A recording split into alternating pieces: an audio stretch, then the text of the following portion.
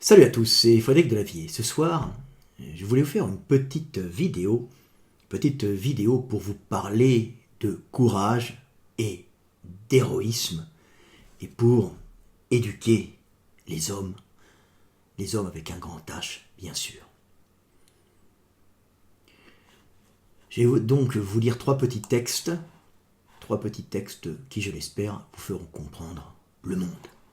Le premier texte s'appelle « Le héros, la mort et l'éternité ». Le vrai héros est celui qui se sacrifie volontairement pour son groupe ou pour l'humanité.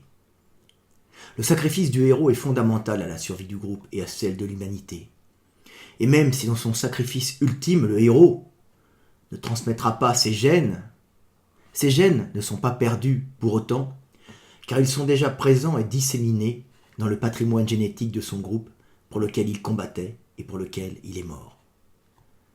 Ainsi, le héros est un individu fondamental à l'humanité et à sa survie. Et par son sacrifice pour son groupe, même mort, il reste éternel dans le patrimoine génétique des survivants. C'est pour cela qu'il est fondamental d'éduquer les petits garçons et les adolescents à l'héroïsme et au sacrifice ultime. Éducation à l'héroïsme transmise par tous les contes et toutes les histoires de héros imaginaires ou de héros réels mythifiés, afin que, devenus adultes, nos petits, voulant s'identifier aux héros, puissent volontairement se sacrifier et mourir en héros pour la communauté, et que soient ainsi conservés dans les vivants les gènes qui ont permis l'adaptation des hommes à leur milieu et qui ont permis la survie de l'humanité. Le second petit texte s'appelle « Héroïsme ». Le vrai héros est celui qui accepte de se sacrifier pour le groupe sans que personne ne le sache. Ou quand le groupe pense que ses actions sont mauvaises. Le vrai héros est celui qui se sacrifie pour le groupe en acceptant d'endosser l'habit du mal pour sauver le monde, sachant que son nom sera sali et qu'il restera dans l'histoire et la mémoire collective comme le symbole de l'ignominie. Là est le plus grand des sacrifices, mourir en héros sans penser à la renommée, abandonnant l'ego et son illusion pour que la vie perdure. Et le troisième petit texte s'appelle « Le courage des femmes et la lâcheté des hommes ». Les femmes ont cette capacité à rechercher la douleur tout en étant stoïques devant la mort et la souffrance. Capacité que les hommes n'ont pas en général.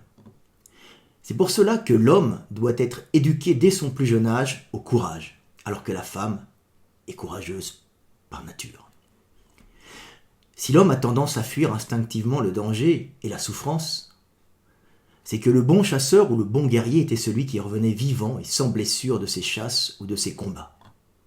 Ainsi, l'homme fuit la souffrance et la mort, mais devra paradoxalement, par obligation, y être confronté pour défendre son territoire et rapporter de quoi survivre à son groupe.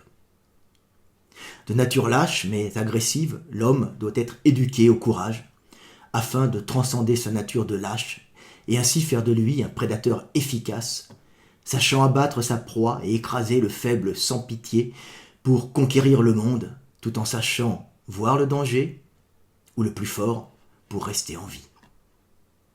Quant à la femme, si elle n'est pas agressive de nature, elle est obligatoirement courageuse, car si elle devient mère, elle sera confrontée à la souffrance de l'accouchement et parfois à sa propre mort.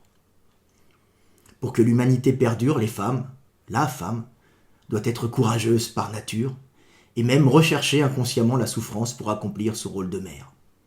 Et l'homme doit dépasser sa lâcheté pour affronter le monde et en rapporter l'énergie au groupe. Voilà, petit texte philosophique qui, je l'espère, vous aideront à mieux comprendre le monde et à mieux comprendre qui vous êtes. C'était Fred Delavier, je vous aime, et paix sur terre mes frères.